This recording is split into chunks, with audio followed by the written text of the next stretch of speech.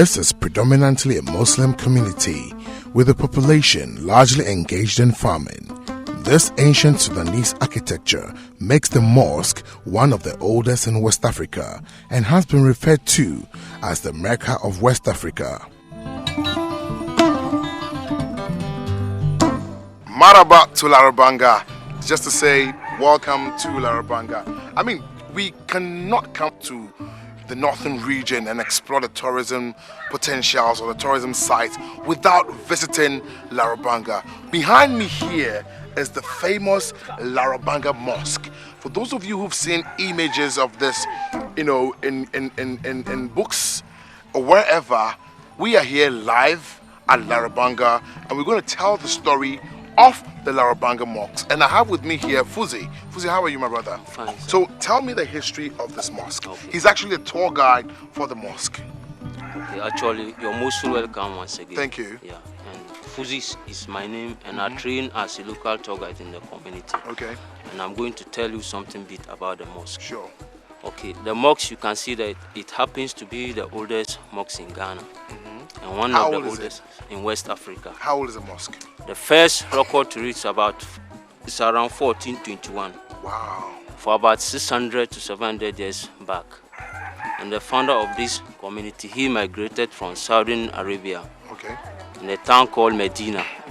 And he was chosen as a spiritual consultant to a certain warrior known as Sumaila Indra Jakpa. Okay. And Sumaila Indra Jakpa is the king of Gunjes. And we are in the Gunja land. And the district capital town is Damangu. And Indra Jakpa is the great warrior. And he was fighting some wars in the olden days. And his aim of fighting these wars, he needed a vast land to settle with his followers. And he fought to an extent that he cannot conquer some places unless he get a spiritual help. So is there one of his followers advised him to go to southern part of Mecca? There is somebody there who can help him to fight the wars. So when he got there, luckily enough, he met the founder of this community called Idana Ibrahim. And he narrated everything to him. And Idana Ibrahim said, I will only follow you in case of difficulties. I'll pray for you so that I can able to go through your war. Okay. But I will not use a gun to kill someone because he's a pure Muslim. And is there he led him and he was able to conquer that places. And he gave a promise that they are going to cross 3 rivers, which will be the third, they shouldn't cross it. They should take there as their settlement. So the first river they crossed, which was the Red Sea, and the second one was the White Volta. And the last one they find it difficult to cross was the Black Volta. That is when you are crossing the south to the north. This is where the warrior man has been defeated, leaving the founder of this community. And by then, he was too old. He cannot go back to the southern part of Mecca to settle. Okay. He needs a permanent place to settle. So the first settlement he could make, which was a site of the Mystic Stone, is half kilometer away from this community. Okay. And he settled there for some time, offering his prayers there and having the intention to build something like this nature there. And if you get the geographical, it's slopey and rocky. Something like this cannot be put up there. And at that time, he was working with his spear and arrow. He promised that he's going to throw it, that when he threw it and wherever it lands, this is where God assigned him to settle. And he stood there and threw it high into the sky. And the next day, he traced it up and he found it inside the foundation of the mosque. The black portion, you can see, that's the foundation. Okay. And at that time, the foundation was there originally. And there is nothing indicate that there are some people settled there before. On the process of going around, he saw a piece of booklet written in Arabic form. He took it and read it, and it tells him that this is where God assigned him to settle. And the next day, he started building the mosque. And such a way that when he built it today, he normally fixed the stick that you can see pointing in and out to know the level that he built. Before daybreak, it will increase by itself, higher than what he has done spiritually, until the mosque was fully completed. According to the elders, he had help with the angels. With the angels? Yeah. Wow. And how long did it take him to build this mosque? Like a week. A week? Yeah. Wow. Because when he built it today, before daybreak, it will increase by itself. Wow. Higher than what he has done spiritually, until the mosque was fully completed. And at that time, he was using only one entrance. Before the community camp developed, he opened 3 additional doors, making 4. We have Chief Imam entrance, men entrance, muazzin entrance, and ladies entrance. And muazzin is the person who normally calls for prayers when it is time. Yeah. And around the mosque, you can see some big trees supporting it. That is a baobab tree. Baobab, yeah. Yeah, it signifies where the founder of this community was being buried. When he was too old, he gave a promise that any day, any time he died, he should be buried somewhere around the mosque. That when they bury him there, some few months later, they will see something shoot up on top of the grave. Wow. That when they saw anything like that, they should take it and regard it as a vegetable crop. So when he died, he was buried there and that tree shoot up on top of the grave. So normally the leaves are edible. When it produces small leaves, we harvest the leaves and we have 12 clans in the community. They will share the leaves among the head of clans, and each and everyone will prepare a large number of sauces. And if you taste the soup, it keeps spirit within the community. So the tree is actually within the mosque? Yeah. Or outside the mosque? Outside the mosque. Outside the mosque. Yeah. Okay. And this is the short history behind the mosque.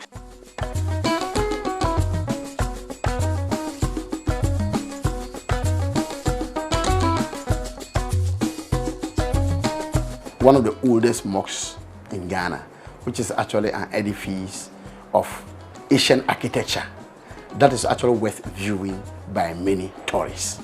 I think that mosque is actually a very good mosque that would also indicate to many of the upcoming architectures that traditional architecture is something worth replicating. A society or a community has an asset such as the Larabanga Mosque, which UNESCO recognizes. The mosque is actually built of what? Mud and clay. Mud and clay. Yeah, and the woody pointing in the house is, it And this is serves as a local leather. wood? Yeah, it's local logs. Yes. Okay. Yeah. These are what, locks? Yeah, these are logs.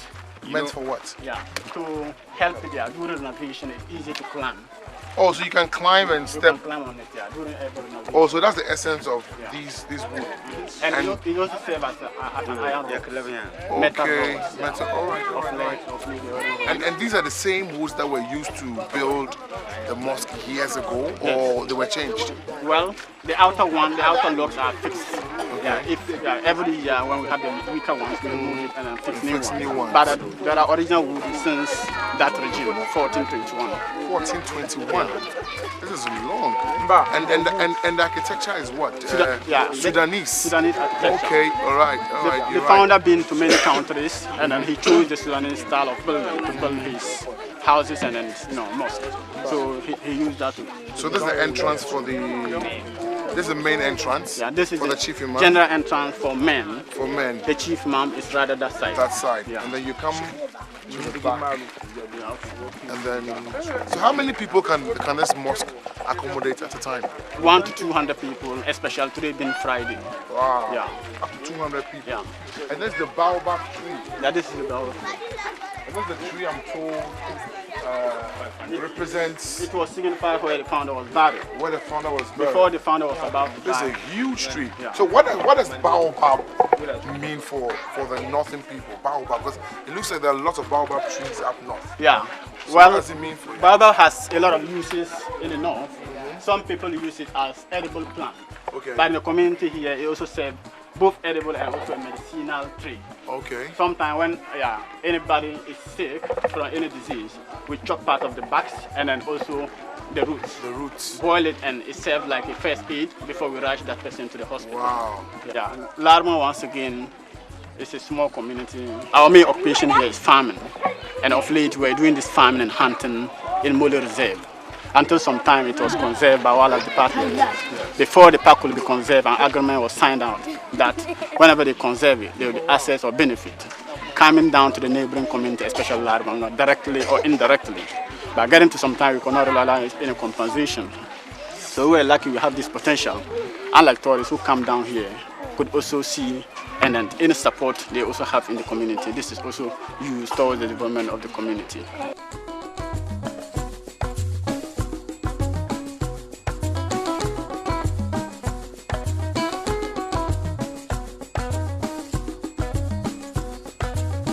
Sometimes, when a lot of people are graduated from the senior high, they wouldn't get anything to do, like to engage them, at least something to acquire some money. And within the course of time, they could feather. So I think all these are challenges of the youth here. Hunting in the game reserve is illegal. It's illegal. So what are those people who were previously engaged in hunting, who've been asked to stop, doing now? What are they doing now? Yeah, they still engage in farming activities, and then sometimes when the animals, wild animals in the park, comes into our community and our local farms to invade our crop, they won't be getting compensation. Like we send several reports in the park that they should come to intervene as to how the community is going down, but there wouldn't be any help. So Larabanga clearly is a deprived community. Yes. We're still in Larabanga, and I have heard many stories about this mystery stone. Whatever this stone signifies, I don't know. But the people of Larabanga put a lot of premium and they cherish the stone so much to the extent that they have built a wall around the stone and it is heavily guarded, you know. And I want to understand what the stone means to you. What the stone means to Yes. Actually, this stone was on top of a tiny clay. And then during the slave trade, they used to buy slaves from Salga and then transport them through this direction to Burkina Faso, Mali, and Cote d'Ivoire for sale. And then whenever they got to this point, they encounter difficulties in their transport. So they try to construct this road in a straight form. During the construction, anytime they got to this point, they remove the stone away, break it into pieces. Before daybreak, the stone will come back in a normal shape. Wow. They do it severally, and the stone keep on coming in its shape. And then there was nothing to show that this is not a place for gods. We don't sacrifice here, but yeah, people make a vow here. In terms of if they need it, if they need anything, and then they can put their intention there, then they can get it. Wait, let me understand you properly. You're saying that during the slave trade era, people buy slave en route to Salaga. But every time they get here, there was this particular stone which was lying on top of a tiny rock, tiny clay or rock, and then they had to break the stone. Why would they break the stone every time they get here? Yeah, the construction, they were trying to construct the stone, the road in a straight form. Okay. And then anytime they got to this point, the difficulties, and they break it and then it comes in a normal shape. Okay. And then they didn't know what was going on. So the people told them that, well, it's a mystery. It's something that people pray here. And then also, this is where the founder also settled before. The founder who built the mosque. Okay. Yeah, he was here offering his prayers. Geographically, the nature here is slopey at the same time rocky. He cannot build something like mosque here. Okay. So he decided to stay here and threw a spear. Oh, so it was from this point that he threw the spear that landed at the current location where the mosque is. Yeah, he stood here and threw the spear high into the sky, and the spear was found in the back portion of the mosque. The bottom was originally laid down since 1421, and there was nothing to assume people settled here before. In spiritual affairs, the founder saw a piece of booklet which instructed him on how to build the mosque. And anytime he builds the mosque, he comes here for special and official prayers. Before daybreak, the mosque will increase higher than what he has built until the founder. So this was a praying ground, sacred place for the founder, where he prayed. Yeah, before he moved to the community and then started building local houses in the community there. Wow. Yeah. So this piece of rock or stone, which you call the mystic stone, is as old as what? Well, it's like the mosque is 600 years, but I can't. The Larabanga mosque is 600 years. So this stone is as old as 600, or probably more. Or more than that. Currently, what purpose does this stone serve for the people of Larabanga? Yeah, a place for worship. A place of worship. Worship, yeah. A lot of people come here to make a promise, and then people, in the neighborhood. As in Muslims. As a Muslim tradition, it doesn't matter what religion you belong to. Any religious background can come here and make prayers. We have a special time, like fire festival. Yeah, that's the Buvum, is it? Bugum. Bugum, yes. We get a lot of people from different places, and then who comes here. Sometimes they also come here to make promises, and then they say they really get it. Okay. Yeah. So what? You come and then you speak to the stone, or you kneel down. What's no, you don't kneel. You just put what you have, beneath cooler or anything. Yeah. You can even put money here. Money there. So when you come back, who takes the money? Anybody in the neighborhood can take the money. So the money is actually for charities, more like doing Saraka. more or less. Yes, you use the money as a point of call to ask God for whatever you want. Yeah. So then it's delivered to you. I have spoken to many of the young guys here who have clearly lots of needs: education, development, employment. And I'm saying to you that if this stone serves the purpose for which you claim it does, by now I should see a lot of development in Larabanga for you, and a lot of your peers. So how come you have something like this and still the community of Larabanga is still suffering? And that was a tough question for my tour guide to answer.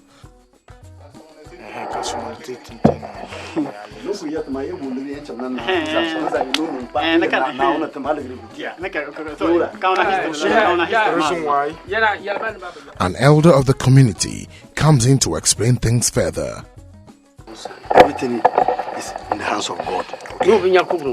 Have you seen this stone? It is not God. If not God, no one who knows much about this stone. Even he himself, as old as he is, he hasn't seen it. When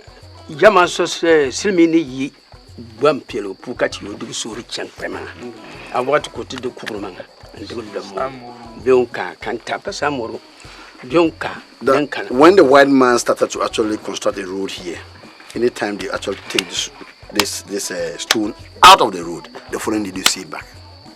The following day they will come and see it there, they will send it away. The following day they will come and see it. For 3 days. I said they should leave it there.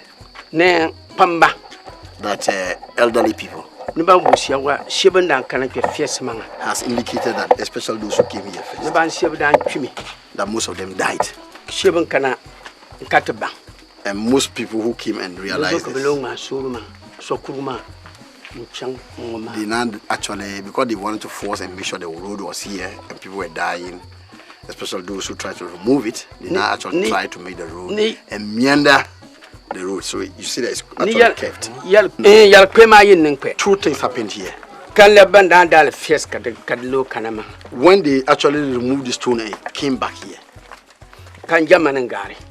that period passed. Samuru. There was someone they used to call Samuru. He was a warrior. He went to Bole and then actually had a conquest and took some of their land. And he was riding a horse. And people were following him at the back. When they got here, and the Larabangans were over there, many elderly people were there. They didn't know what they said. Samuru tried to actually climb the mountain. When he wanted to actually climb this just small steep, he couldn't. The legs of the horse went underground. The F swallowed it. He's 3 days. He tried and he couldn't. Just how to enter inside the village, he couldn't. And he couldn't enter. Up till date, a horse cannot climb here. Wow. If it was climbing here, it would die. Time to offer a farewell prayer.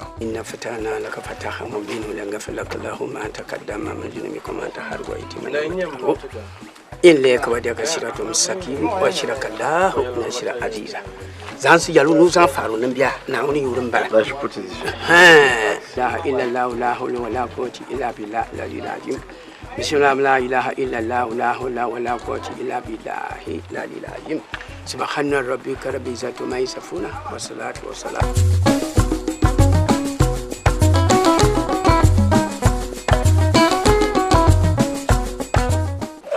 As we know in every religion, it is by faith. You can pray as much as you want, but if you don't have the faith, your prayers will not work. And I believe that has been a very powerful prayer, in as much as I didn't understand a word. But I believe that these are prayers for good and for good fortunes. Still, by the mystic stone, we're here in Larabanga.